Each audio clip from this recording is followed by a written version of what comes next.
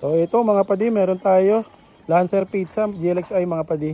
Ayan, issue nito mga padi, idle issue to, no. Yung pag nag-aircon bumabagsak, tapos hanggang namamatay pa yung makina nitong sasakyan ni Bossing. Ayan, testingin natin to mga padi. Ito yung issue niya.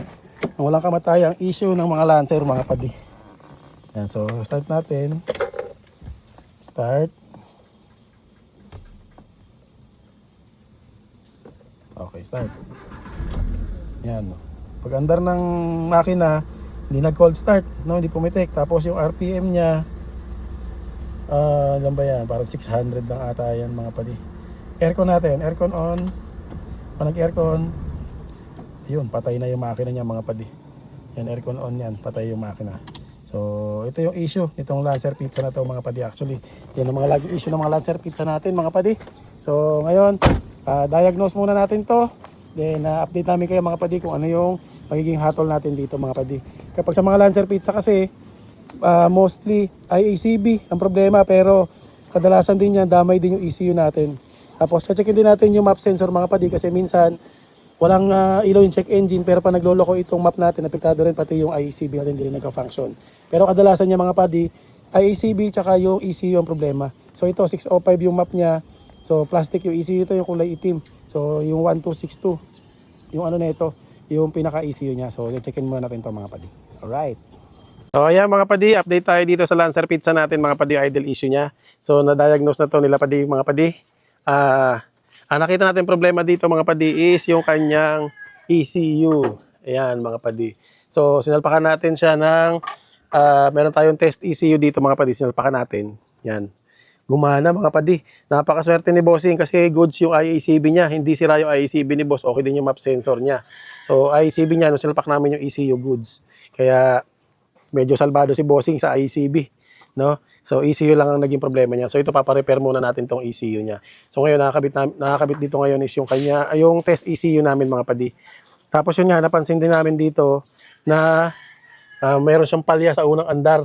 So yan. Yan na-check din namin na yung kanyang yung hose papunta ng hydrovac, regular hose lang mga padi. So wala siyang one-way valve. So dapat kasi nito meron tong one-way valve mga padi.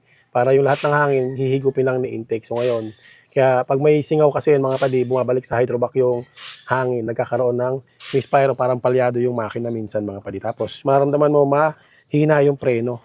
Yan.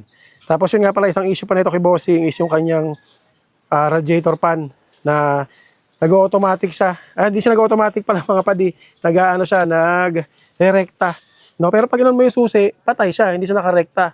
No, pero pag umaandar ka na, bigla na lang siyang nag-rekta na lang siya after a while mga padi, kahit hindi pa mainit yung makina. So nakita namin yung problema mga padi dito sa CTS niya. Sira na yung CTS dyan ni Bossing. So ito yung sakit. Yan.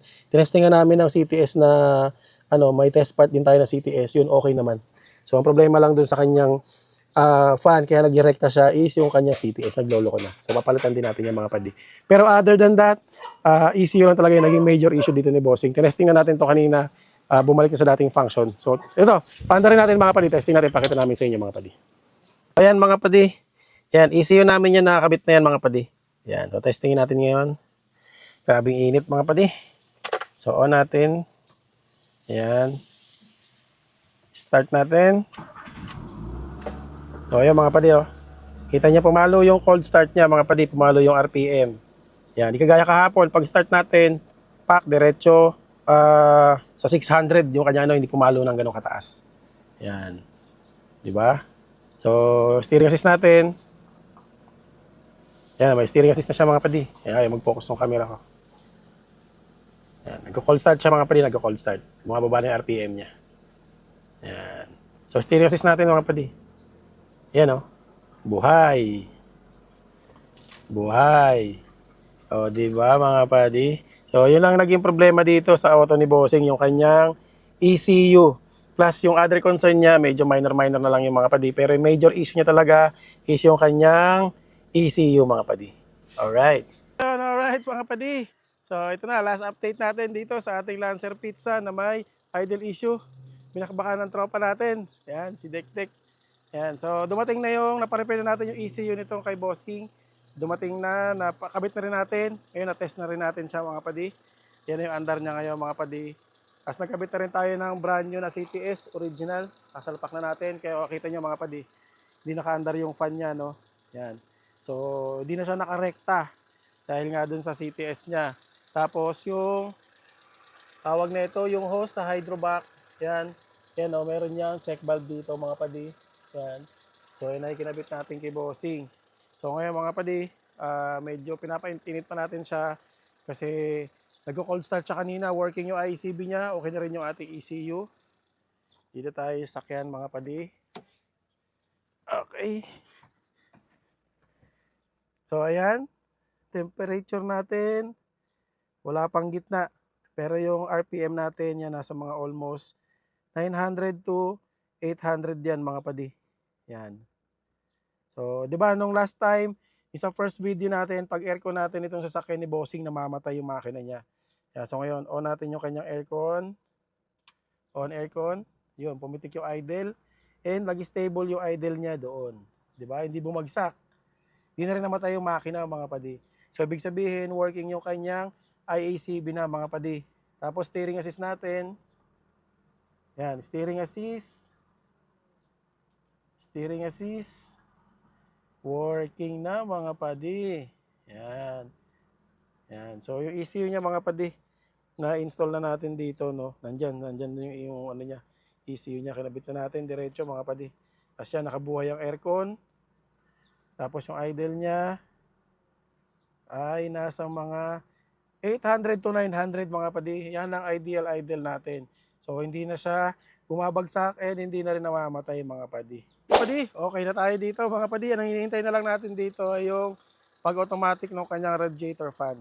So mukhang wala ata itong thermostat valve mga padi. Kaya matagal siyang ma-reach yung matagal niya ma-reach yung temperature ng engine.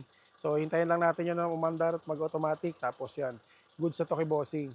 Tapos yun nga, ang napansin na lang din namin dito, yung kanyang tunog ng mga rocker arm niya dito mga padi, medyo kailangan ng tune up. Kaya medyo maingay siya. Medyo tahimik pa itong makina niya mga padi. Maganda na may response ng engine niya pag sinisilindador mo, goods naman eh. Yun lang, medyo maingay lang konti ibabaw. Yan. Kung naririnig niyo yung tunog ng ibabaw ng makina niya mga padi, yan. Yan. Pero advice lang namin si Bossing. Priority dito ni Bossing is yung kanyang idle. At least hindi na namamatay, hindi na rin bumabagsak. Yun, alright mga padi. Mandar na yung radiator pa ni Bossing. Yan o. Mandar na. So yan, nag-automatic na siya mga padi. So goods na yan mga padi. Tapos may napansin ako dito sa makina nito sa sakyan ni Bossing. No? Tinan nyo mga padi. Yung sa adjustment ng idle screw niya mga padi. Pag gusto mong itaas yung idle, pipihitin mo lang to. So di ba? Yung galing din na nakaisip na ito eh. Tapos pag bababa mo yung minor, gaganyan mo lang. So may problema lang dito sa gawa nito kasi parang feeling ko hindi siya nagsasagad ng lapat talaga dun sa loob. Pero pwede na rin, goods na rin to, yan oh. Ang galing oh. So nakataas yung minor. Bababa yung minor. Galing. Kasi mga padi, namatay na ulit yung radiator pan ni Bossing. So okay na. Okay na tayo dito sa radiator pan ni Bossing, nag-automatic na ulit. Alright. So yun mga padi, goods na tayo dito sa Lancer pizza natin. Alright na yan, geng. Yan mga padi, okay na tayo dun sa Lancer pizza na to ni Bossing. Pwede natin yung pa-pick up mga padi. So yung sa mga Lancer pizza na may ganong issue mga padi, no? May mga nag-chat sa atin after natin ma-post tong pizza ni Sir. So yung iba, nagpalit na rin daw sila ng IACB. So ganoon ang mangyayari mga padi, kapag nagpalit kayo ng IACB lang, tapos hindi pa rin gumana, pero alam nyo naman siguro na good yung IACB ninyo, most likely, pwede may problema kayo dun sa inyong ECU. Kagaya ng nangyari dito kay Bossing. So, ECU, and isa rin, check nyo rin yung mga wirings ninyo, especially yung mga socket doon sa pinaka-pin, yung 6 na pin doon sa IACB ninyo. Minsan kasi doon din nagkakaproblema, baka mamaya napakailaman, nagkabalibaligtad yung mga sequence ng wire, so hindi rin yung gagana mga padi. So, basic check muna tayo lahat bago tayo mag-come up na ECU talaga yung problema. So, kailangan talaga ng proper diagnosing yun mga padi. Alright, so yun lang mga padi. So, another pizza, goods na tong kibossing and ready for pick up na. So, yun. Salamat sa inyo mga padi.